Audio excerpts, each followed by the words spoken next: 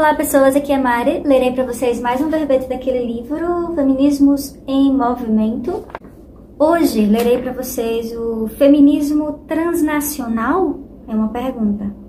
Um convite à reflexão sobre um campo político epistemológico, de Lina Magalhães. A área de Lina Magalhães, deixa eu ler aqui porque é grande o nome. Planejamento territorial e desenvolvimento socioambiental. Esse texto está a partir da página 255. A escuta. Quando fui convidada a escrever sobre feminismo transnacional no início, senti certa estranheza. Existe um feminismo transnacional? Podemos denominar assim o campo de conhecimento dedicado aos estudos dos deslocamentos das mulheres e pessoas LGBT+, através das fronteiras nacionais? Reflexionemos juntos. O giro feminista nas ciências sociais internacionais, iniciado nos anos de 1990, impactou também a produção de conhecimento sobre a migração e a mobilidade humana. O aumento do número de mulheres nos cargos de docência e liderança nas universidades tensionou os marcos epistemológicos androcêntricos e hegemônicos, redefinindo os modos de fazer pesquisa científica. Desde uma perspectiva feminista, sujeitos, lugares e experiências antes ignorados pela análise social ganharam centralidade, como é o caso das mulheres e dos espaços domésticos. No campo dos estudos migratórios, os marcos analíticos anteriores se mostraram incapazes de compreender os fenômenos contemporâneos, transformados pela globalização. A compreensão do tempo-espaço e a radicalização da simultaneidade, produtos do avanço das tecnologias da informação e transporte, produziram uma nova relação entre sujeitos e lugares. A extensão geográfica das relações sociais colocou em sujeitas os dência. Ela separou aqui a palavra, né? Evidência. Sujeitas. Dência, as redes sociais migratórias, que conectam sujeitos situados em espaços geográficos distintos e dispersos. Autoras como Nina Glick e Peggy Levitt foram pioneiras em questionar os nacionalismos metodológicos dos estudos delimitados pelas fronteiras dos Estados-nação. Contrariando as teorias migratórias hegemônicas de assimilação e aculturação da pessoa migrante, essas autoras demonstraram que as experiências sociais cotidianas são estabelecidas simultaneamente entre os países de origem, trânsito e destino, isto é, através de campos sociais transnacionais. Essas experiências simultâneas são possíveis devido à construção e manutenção das redes sociais que vinculam as pessoas migrantes aos seus múltiplos territórios do pertencimento. Esses vínculos se estruturam não só através de relações econômicas, mas também de relações efetivas e de parentesco políticas, religiosas e culturais. Em todas elas, as mulheres desempenham um papel central de articulação transnacional. Olhar o processo migratório através do campo social transnacional permite, então, desvincular a migração da racionalidade econômica e o sujeito migrante da figura do homem trabalhador, necessário e temporário, entram em cena ou outras sujeitas da migração. A perspectiva transnacional ou transnacionalismo inaugura a segunda geração dos estudos migratórios. Aqui está citando Pereira, 2017, página 88. E se consolida como principal corrente teórica nesse campo de conhecimento. O reconhecimento da globalização como construção sexuada permite compreender as recentes transformações e os impactos de gênero da migração internacional.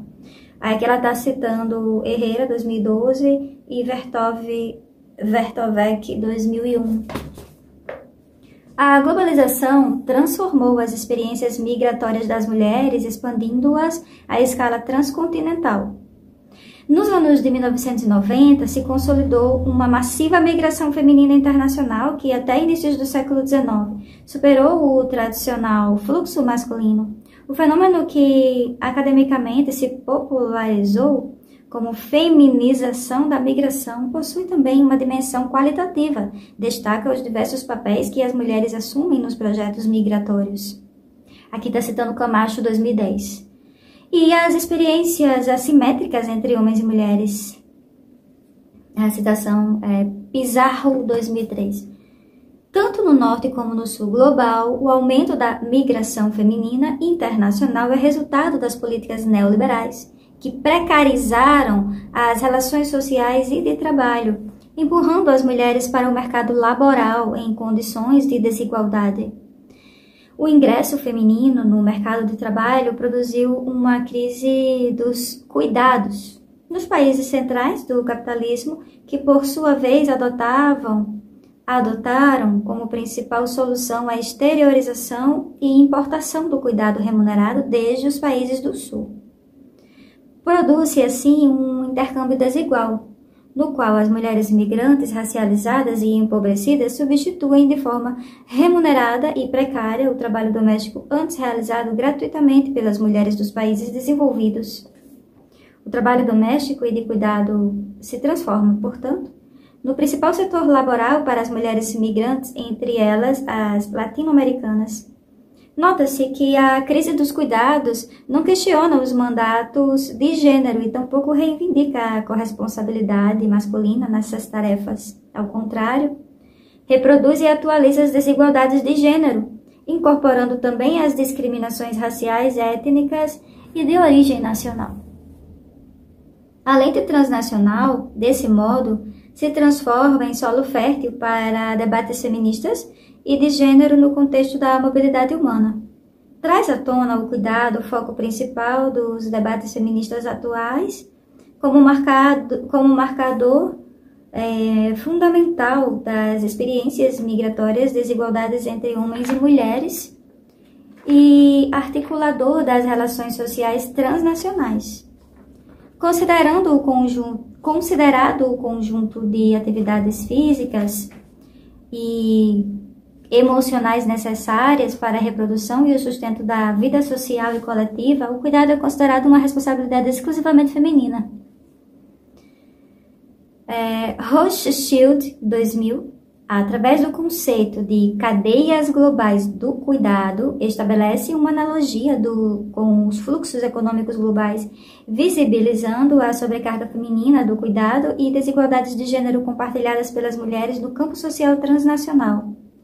E exemplifica e descreve o funcionamento dessas cadeias. Escuta a citação. Ao migrar para realizar trabalho doméstico remunerado, a mulher migrante se vê na impossibilidade de cumprir com as suas obrigações domésticas, já que se encontra geograficamente distante dos seus filhos, filhas e de seu lar, o que gera a necessidade de que alguém mais o faça. Essa pessoa geralmente é outra mulher, porém, de um lugar ainda mais pobre do país de origem, ou pode ser parte da própria família da mulher migrante. À medida que descemos pela cadeia, o valor atribuído pelo trabalho diminui e geralmente se transforma em não remunerado no final da cadeia, em que uma filha mais velha possivelmente substitui a mãe no cuidado de seus irmãos menores. Aí acabou a citação. Cabe destacar que a substituição do trabalho de cuidado não é total, já que as mulheres migrantes continuam cuidando à distância.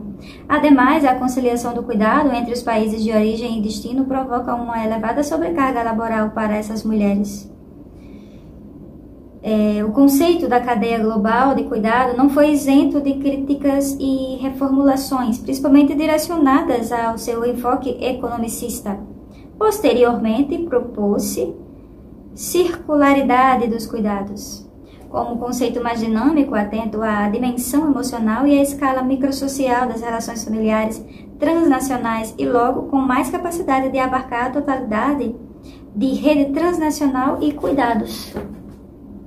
De toda forma, ambos os conceitos contribuíram enormemente para a visibilização do papel central da desigualdade de gênero nos processos macroestruturais de desigualdades e o seu impacto da migração internacional na globalização e na reprodução social.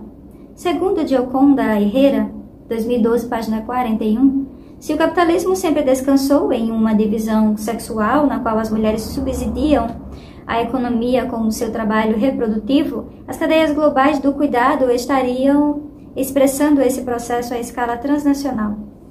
O reconhecimento da dependência entre os sistemas produtivos e reprodutivos em qualquer escala geográfica alude à necessidade de pensar a organização social dos cuidados para além dos limites nacionais, assim como as estratégias e políticas de enfrentamento dos riscos sociais frequentemente associados a eventos como o desemprego, a maternidade, a doença, a incapacidade, a velhice e a morte. A partir desses debates surgem outros dois conceitos fundamentais para os estudos transnacionais, o conceito de reprodução social transnacional e de proteção social transnacional, respectivamente.